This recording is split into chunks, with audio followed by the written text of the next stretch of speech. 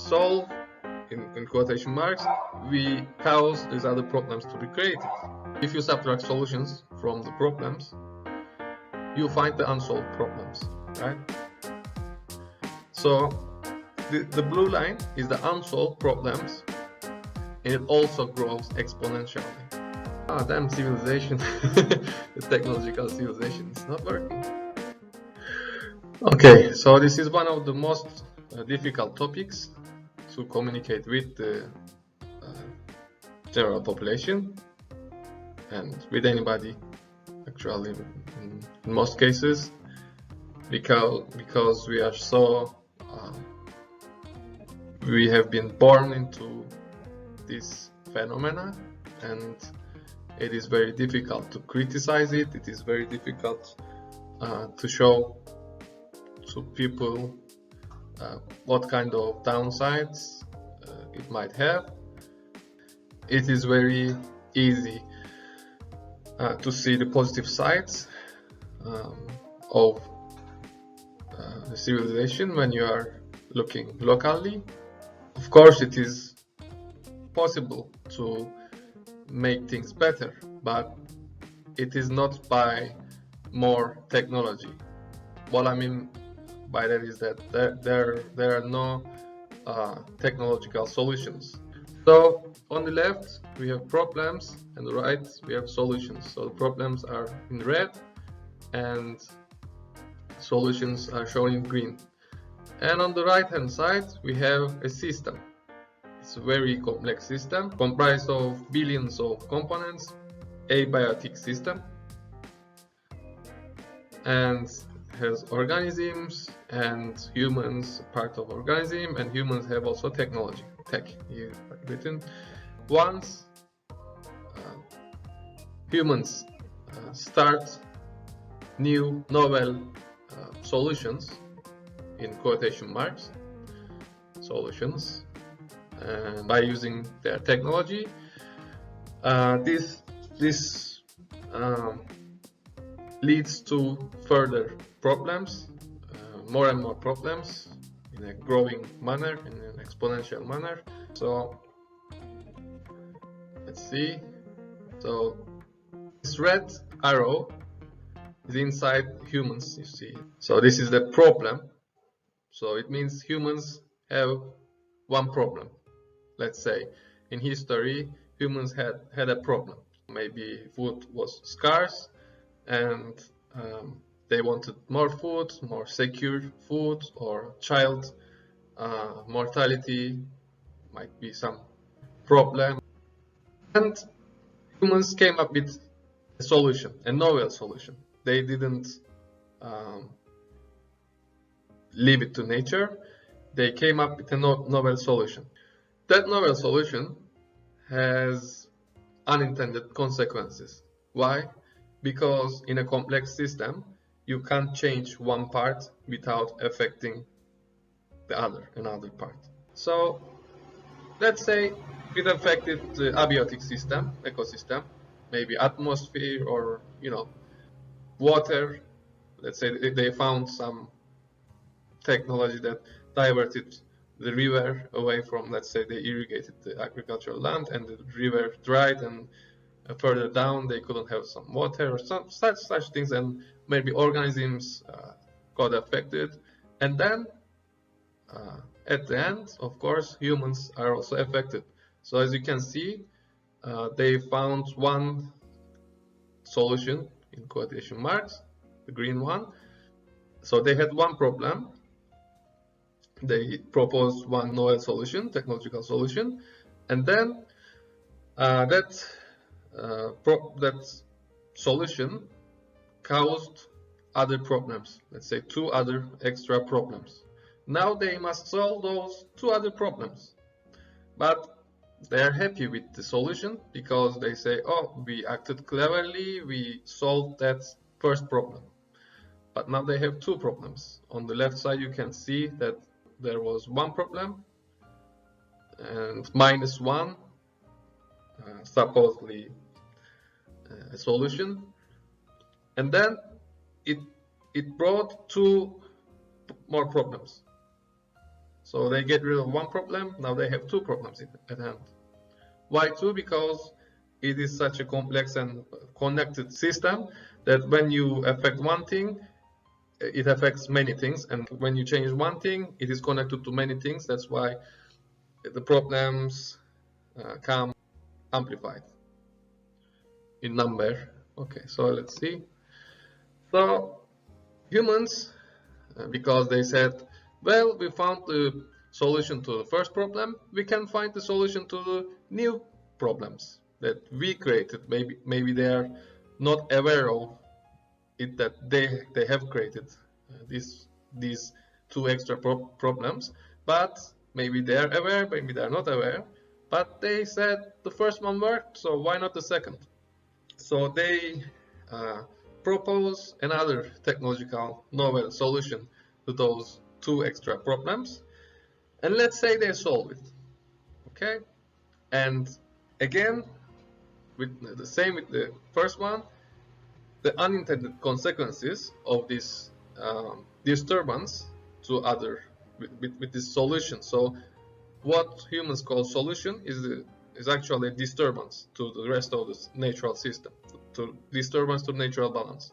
So they might again disturb the organisms or other abiotic system or whatever, humans with their technology, they disturb it, or they might disturb themselves. It doesn't matter. It's a whole system. The divisions are imaginary here.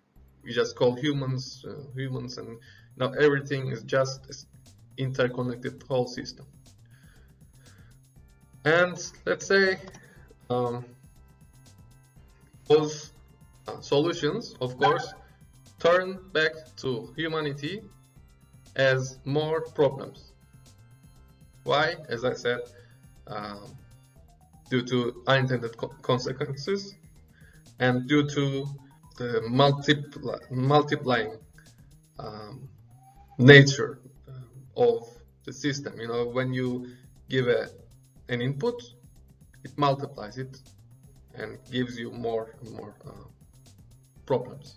So we say unintended consequences of the technological solutions grow exponentially. Why? Because first you had one problem, now you have then two problems, and now you have five problems, and you have to solve those five problems.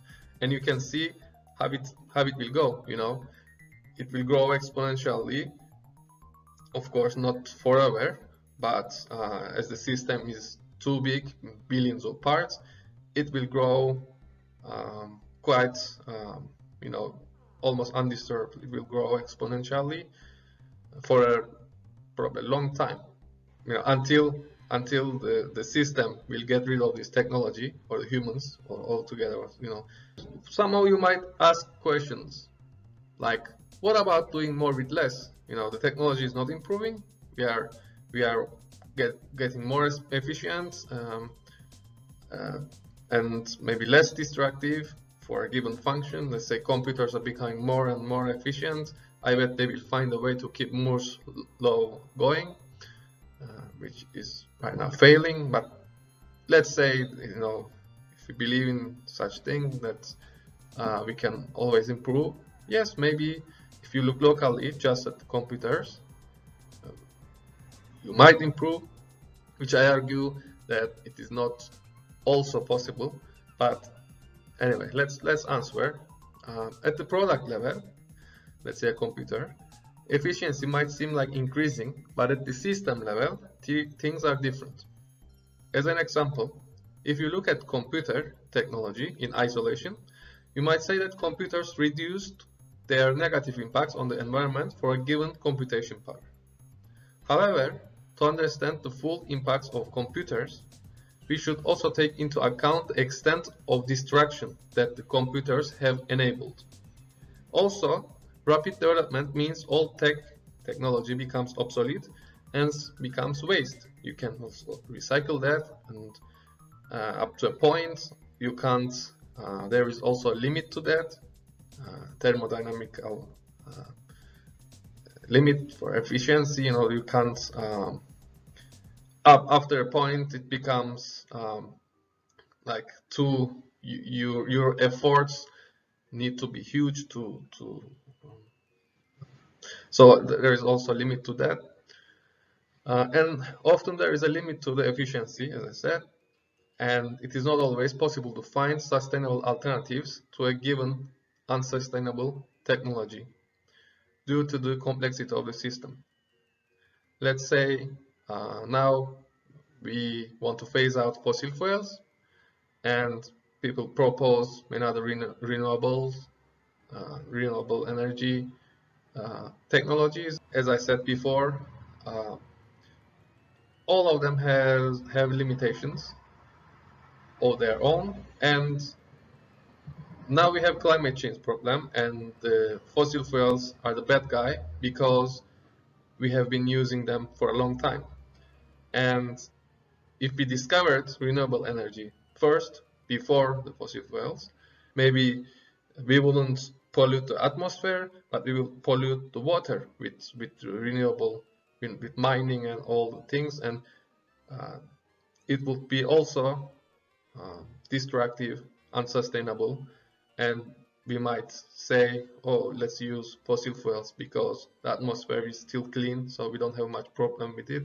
So um, fossil fuels might be seen as a better alternative to renewable energy. So the order, when you change the order, it is still like renewable energy, as I said in other videos, it has difficulties with storage systems and with resources, with rare earths, minerals, metals. So it has many difficulties. And of course, we say we can find solutions, but you know, I I'm not sure. It's a huge risk. I don't see any solutions because of the complexity of the system, and because nature is so complex, and we are trying to establish a system, a harmonious system with the rest of the nature, and that's why the system that we establish has to be as complex as the nature itself, like has to be harmonious with all parts of the unintended consequences are usually unpredictable, and so these are true for most technologies. And also, unintended consequences include the human psychology, which is a huge part of complexity and unpredictability. So it's the whole system is like we don't know how it will behave, right?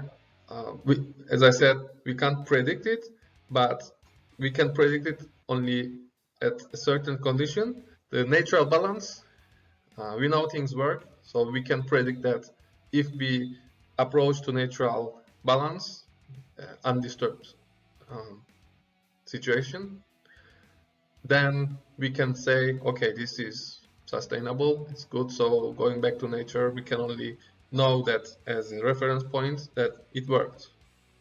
So that's a known. So the advocates of technology should consider these two closely related problems. First is efficiency. That is finding solutions to make the technology more harmonious with the rest of the system, including the ecosystem. And unintended consequences, such as psychological changes in humans or other can be animals. And is it possible for humans to find holistic solutions to these complex problems on time? So you need to find solutions, and also you need to find solutions on time, not when it's too late.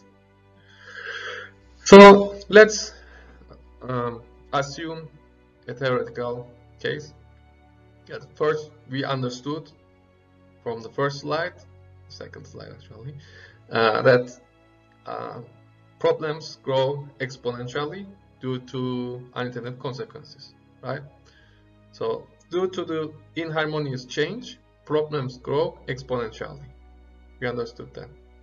You can see that the t time is flowing towards the right side, and due to the inharmonious change, problems grow exponentially. Now, let's say let's assume that humanity is quite clever and it is finding solutions uh, at the same rate that they are being created. Of course, with a delay, because you can't instantly find, so you need some time. Let's say delay D. So you have a delay D, so the red curve shifts to the right in time to a later date. So the red line is the problems and the green line is the solutions that humans are finding to those problems. Such solutions might be doing more with less, etc. But all local solutions. These are actually the solutions to these specific problems, not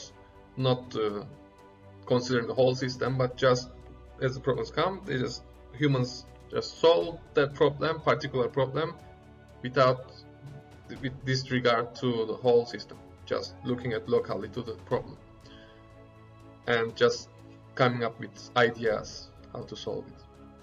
Creativity, some people say, just imagining stuff and novelty.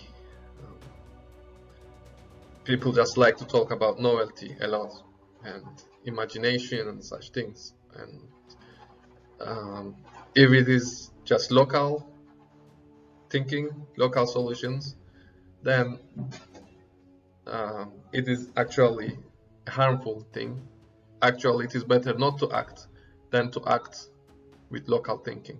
In maybe most cases, it's better not to act than to act, because we saw, this is the surprising thing, that the solutions we propose creates more problems.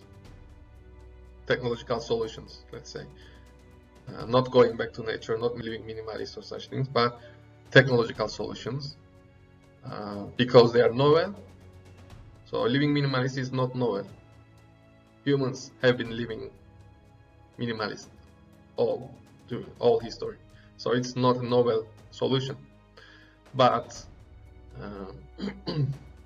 technologies are novel solutions, let's say. Okay, so I hope you get the difference between those two kinds of solutions. One is novel technology, and the other is not novel. It has been proven that it works because we have been living minimalists.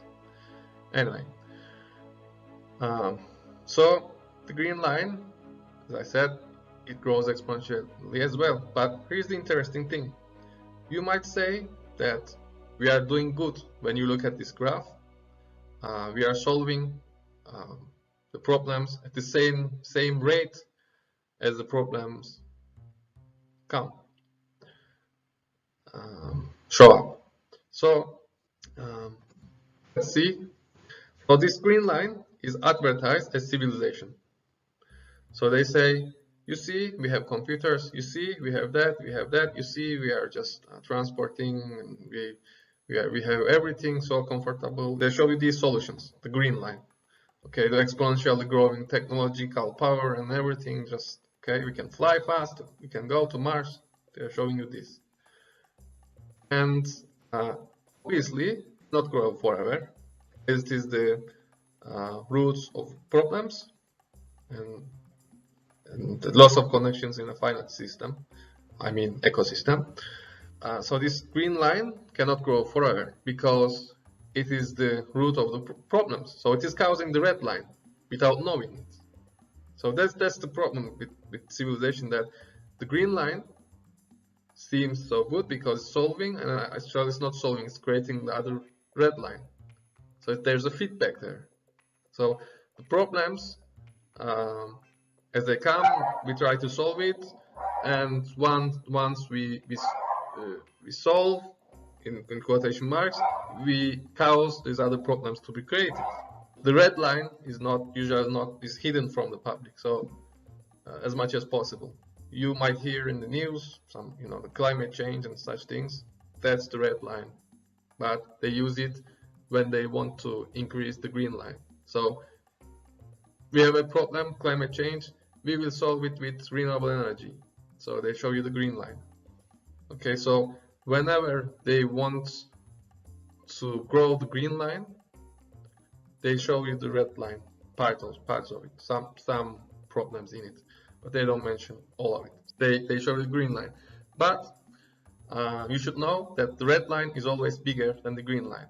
So we have more problems than the solutions that we ever had. If you subtract solutions from the problems, you find the unsolved problems, right? So the blue line is the unsolved problems, and it also grows exponentially. And there is nothing someone can do to stop that, as long as they try novel solutions in such a complex system, which is impossible to predict the unintended consequences. They will keep creating those extra problems, this growing of problems, and the unsolved problems will keep growing exponentially. And now I see all these pandemics and climate breakdown and all kinds of problems with food production and everything. It is actually this is causing that. Our novel solutions, our industrial civilization, and anything that is novel, that is causing that.